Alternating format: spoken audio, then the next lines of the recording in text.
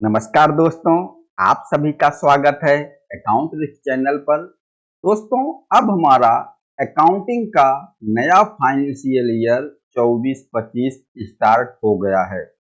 और दोस्तों, आज की यह वीडियो बहुत ही प्रैक्टिकल वीडियो है, क्योंकि मैं बहुत ही इम्पोर्टेंट पॉइंट पर बात करूंगा जो कि आपके जीएसटी अकाउंटिंग से रिलेटेड है। और दोस्तों, मैं जिस तरह से आपको कुछ प्रैक्टिकल बातें बताऊंगा, अगर आप इस तरह से वर्किंग करोगे तो आपका जीएसटी पोर्टल का डाटा और आपके बुक्स आप अकाउंट का डाटा बिल्कुल मैच हो जाएगा। और जो भी कुछ मैं अभी बताऊंगा, यह हमें फाइनेंशियल ईयर 23-24 के लिए ही करना है, जिससे जब हम अपने फाइनेंशियल ईयर 23-24 का जीएसटी का एनुअल रिटर्न फाइल करेंगे तो हमें कोई दिक्कत नहीं होगी। उसके लिए हमें अभी से ही तैयारी करना है, जो कि मैं अभी आपको बताने वाला हूं। और फाइनेंशियल ईयर 23-24 को लेकर जीएसटी का कोई भी नोटिस आने का डर भी लगभग खत्म हो जाएगा, क्योंकि मैं इस तरीके से आपको बता रहा हूं कि आपको क्या क्या काम अभी करना है। दोस्तों, अभी भी जो भी आप देख सकते हो कि जो जीएसटी नोटिसेज आती हैं 17, 18, 18, 19, 19-20 की जीएसटी नोटिस जो आ रही हैं, उसमें ज्यादातर आपको क्या दिखेगा, ज्यादातर जीएसटी R1 और जीएसटी R3 में डिफरेंस है, जीएसटी R2A और 3B में डिफरेंस है, और आपने मंथली जो रिटर्न फाइल किया है R1 और 3B और जो एनुअल रिटर्न फाइल किया होगा उसमें डिफरेंस है। ये नोटिस ज्यादा आ रही हैं, जो 17, 18, 18, 19, 19-20 की नोटिस आ रही हैं। लेकिन अब हमें क्या करना है, हमें अपना फाइनल डाटा तैयार करना है, क्योंकि जब आपके सीए साहब आपका जीएसटी एनुअल रिटर्न तैयार करेंगे, फाइल करेंगे, तो क्या काम करते हैं आपके सीए साहब, क्या काम करेंगे, वो क्या करते हैं, सिर्फ आपका बुक्स आप अकाउंट का डाटा और आपने जो डाटा जीएसटी पोर्टल पर दिखा रखा है, मतलब आपने जो पूरे साल R1 और 3B फाइल किए हुए हो, उसी को चेक करते हैं। और चेक करने के बाद आपकी गलती को निकाल देते हैं। गलती कैसे, यहां भी कुछ मिसमैच होगा, वह आपकी गलती निकालते हैं। और प्रीवियस ईयर की, यानी कि जैसे अभी स्टार्ट हो गया 24-25 और हमारा प्रीवियस ईयर कौन सा हो जाएगा, 23-24। तो प्रीवियस ईयर की गलती को हमें नेक्स्ट फाइनेंशियल ईयर में, मतलब जैसे 23-24 में हमारी जो गलती हो गई होगी जीएसटी में, हम उसको 24-25 में ठीक करेंगे। तो हमें 23-24 की गलती को ठीक करने के लिए नेक्स्ट फाइनेंशियल ईयर 24-25 में नहीं जाना है, या 30 सितंबर तक जो गलती हमें ठीक करना, हमें 30 सितंबर तक का भी इंतजार नहीं करना है। हमें अपने 23-24 की गलती को इसी फाइनेंशियल ईयर 23-24 में ही ठीक कर लेना है। और वह किस तरीके से वर्किंग करना है, मैं आपको भी सब कुछ बताने वाला हूं। दोस्तों, सबसे पहले मैं आपको बताऊंगा कि जो आपके सीए साहब आपके बुक्स आप अकाउंट की ऑडिट करेंगे, आपका जीएसटी R9 तैयार करेंगे, उसमें उनकी ऑडिट से पहले, यानी कि सीए साहब की ऑडिट से पहले आप अपना खुद ऑडिट कर लो। अपने पूरे बुक्स आप अकाउंट को आप खुद ही ऑडिट कर लो और पूरा एकदम रेडी कर लो। आपका बुक्स आप अकाउंट क्या बोल रहा है, आपका जीएसटी पोर्टल क्या बोल रहा है, आपके बुक्स अकाउंट में क्या डाटा है, आपके जीएसटी पोर्टल पर क्या डाटा है। अगर कुछ डिफरेंस है तो उसे हम फाइनेंशियल ईयर 23-24 में ही ठीक कर लेंगे। इसके लिए आपको क्या करना है, मैं आपको एक एक पॉइंट प्रैक्टिकल बता रहा हूं। यह वीडियो आपके लिए बहुत ही प्रैक्टिकल है। आप इस तरीके से थोड़ा सा मेहनत आपको पड़ेगा, एक दिन का ही वर्किंग आपका रहेगा। एक दिन की वर्किंग में आप टेंशन फ्री हो जाओगे। जो आपका जीएसटी अकाउंटिंग फाइनेंशियल ईयर 23-24 है, उसका डाटा आप किस तरीके से फाइनल करोगे, क्योंकि अभी आपका 23-24 का मार्च मंथ का जीएसटी की रिटर्न फाइल नहीं हुई है, और ये सब काम हमें जीएसटी R3B, जो मार्च का हमारा जीएसटी R3B जाएगा, उसको फाइल करने से पहले हमें करना है। अगर जीएसटी अकाउंटिंग में फाइनेंशियल ईयर 23-24 में कोई गलती हुई भी है, तो उसे किस तरह से हम 23-24 में ही सही करेंगे। हम 24-25 में उस ट्रांजैक्शन को लेकर नहीं जाएंगे, हम 23-24 में ही ठीक करेंगे। मार्च 24 की जीएसटी रिटर्न फाइल करने से पहले जो कि मैं बहुत ही जरूरी काम आपको बताऊंगा, जो आपको करना चाहिए। अब अगर मान लीजिए हम 23-24 की गलती को फाइनेंशियल ईयर 24-25 में ठीक करेंगे, तो जब हम अपना GSTR 9 फाइल करेंगे तो वहां हमें 2 फाइनेंशियल ईयर में वर्किंग दिखाना पड़ेगा।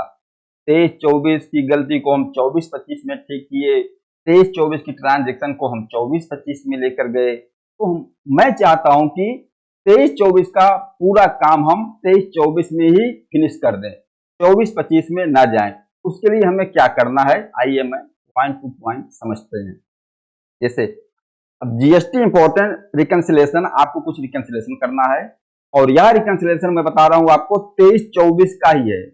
24-25 हमारा स्टार्ट हो गया है, लेकिन अभी वर्किंग हमें 23-24 का ही करना है, क्योंकि दोस्तों भले 23-24 खत्म हो गया, 24-25 चालू हो गया, लेकिन अभी भी हमारा बुक्स ऑफ अकाउंट को फाइनल करने के लिए हमें बहुत तरीके की एडजस्टमेंट एंट्री करनी होती है, बहुत कुछ वर्किंग करना होता है। अभी इसी तरीके से 23-24 आपका फाइनल नहीं हो जाता है। हाँ, कुछ ट्रांजैक्शन ऐसी हैं जो कि हम 23-24 में नहीं कर सकते, जैसे इनवॉइसिंग। अब बैक डेट में इनवॉइसिंग नहीं हो सकती, या कोई बैंक की ट्रांजैक्शन है, बैंक से लेना देना हो रहा है, आप एनएफटी कर रहे हो, आरटीजीएस कर रहे हो, वो भी बैक डेट में तो नहीं जाएगा। लेकिन इसके बावजूद बहुत सारी ट्रांजैक्शन हैं जो कि हम 23-24 में अपना डाटा फाइनल करने के लिए कई तरीके की एडजस्टमेंट एंट्री करते हैं। जो भी कुछ गलती हुई हो उसको ठीक करते हैं, क्योंकि जब हमारा इनकम टैक्स ऑडिट होगा उससे पहले हम बैलेंस शीट फाइनल करने के लिए बहुत कुछ करते हैं। तो इसीलिए जीएसटी के कुछ मेन बेसिक पॉइंट है जो मैं आपको बताऊंगा। सबसे पहले अभी देख लीजिए मैं क्या बता रहा हूं आपको। अभी आपका मार्च का जीएसटी रिटर्न फाइल नहीं हुआ है। जब आप मार्च का जीएसटी R3B फाइल करोगे, उससे पहले आपको यह वर्किंग करना है। इससे क्या होगा, 23-24 की गलती को हम 23-24 में ही ठीक कर लेंगे। कैसे दोस्तों, सबसे पहले आपको क्या करना है, जीएसटी R1 और जीएसटी R3B का रिकंसिलेशन करना है, क्योंकि आपने अप्रैल 2023 से लेकर फरवरी मंथ तक का रिटर्न फाइल कर दिया है। अभी केवल पेंडिंग रहेगा अपना मार्च का मंथ। तो मार्च का रिटर्न फाइल करने से पहले हमें ये वर्किंग करना है। तो जो पूरे साल का फरवरी तक का आपने जीएसटी R1 फाइल किया है, जीएसटी R3B फाइल किया है, ये आपको रिकंसिलेशन करना है, क्योंकि जीएसटी R1 भी आपने फाइल किया है और जीएसटी R3B आपने फाइल किया है। तो आपको यह डेटा कहां से उठाना है, जीएसटी पोर्टल से उठाना है। एक तो पूरा डेटा आपने जो जीएसटी पोर्टल पे फाइल कर दिया है, जो आपने R1 3B रिटर्न फाइल किया है, आपने वह डेटा जीएसटी पोर्टल पर अपडेट कर दिया है, और आपके पास अब बुक्स ऑफ अकाउंट भी है। अब सब कुछ मैच करना है।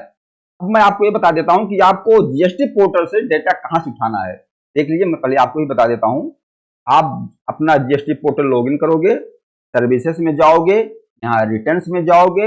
रिटर्न्स में जाने के बाद आपको यहाँ देखिए tax liability and ITC comparison का टूल्स आपको दिख रहा है।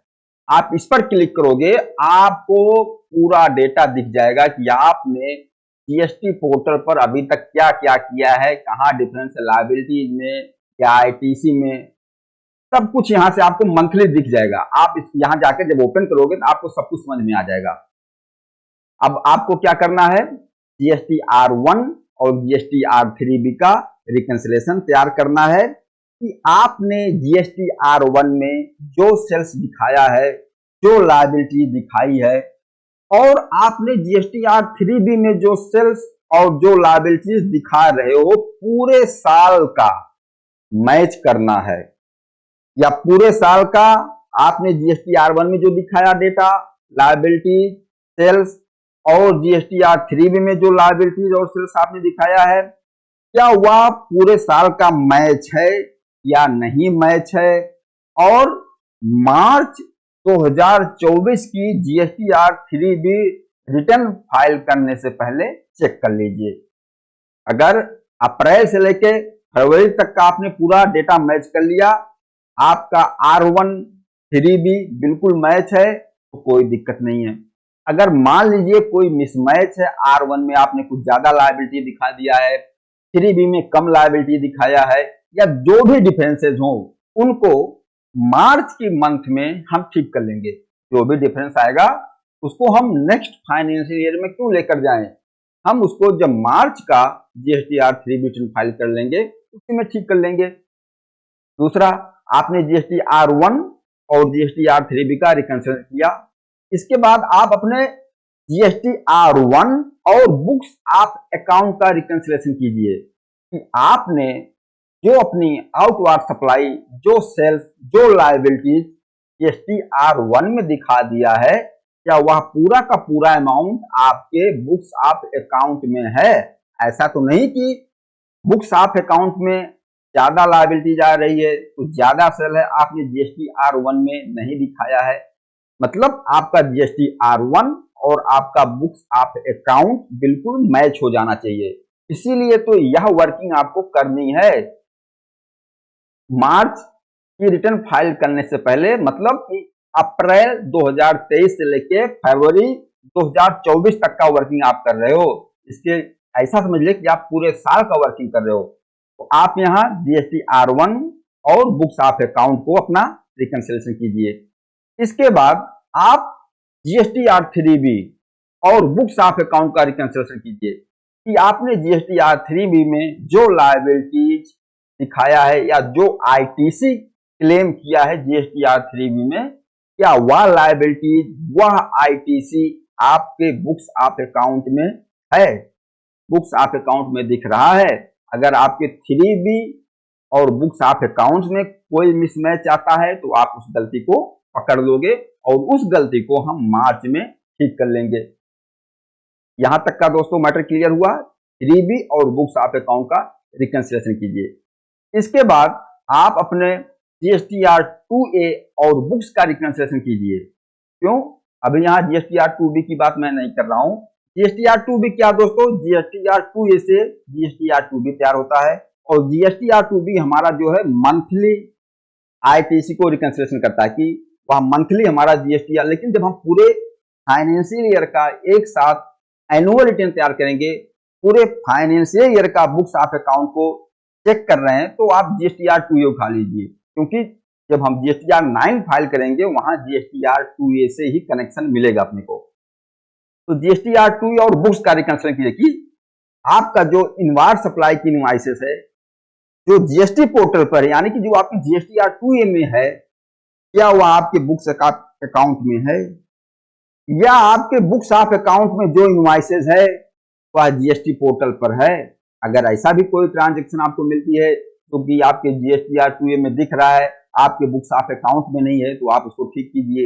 या आपके बुक्स ऑफ अकाउंट में दिख रहा है, जीएसटी R2A में नहीं है, तो क्या रीजन है, वो सब आप ठीक कीजिए। और पूरा अप्रैल 2023 मंथ से लेकर फरवरी 2024 तक का जब पूरे बुक्स ऑफ अकाउंट का, जीएसटी R1 का, जीएसटी R3B का, आपका बुक्स ऑफ अकाउंट, आपका जीएसटी पोर्टल का क्या डाटा बोल रहा है, जब आप पूरा रिकंसिलेशन कर लोगे तो जो भी अगर कुछ गलती या कोई डिफरेंस निकल कर आएगा उसको हम जब मार्च मंथ का रिटर्न फाइल करेंगे तो उसमें ठीक कर लेंगे। इससे क्या होगा कि हमारा फाइनेंशियल ईयर 2023-24 का पूरा डेटा फाइनल हो जाएगा और यह कॉन्फिडेंस हमको आ जाएगा। फिर इसके लिए GSTR 9 जब फाइल करने का टाइम आएगा तो हमें कोई दिक्कत होने वाली नहीं है, क्योंकि हमने तो पूरा वर्किंग पहले ही कर लिया है, पूरा पूरा अपना GST पोर्टल और बुक्स ऑफ अकाउंट को मैच कर लिया है, कोई डिफरेंसेस नहीं है।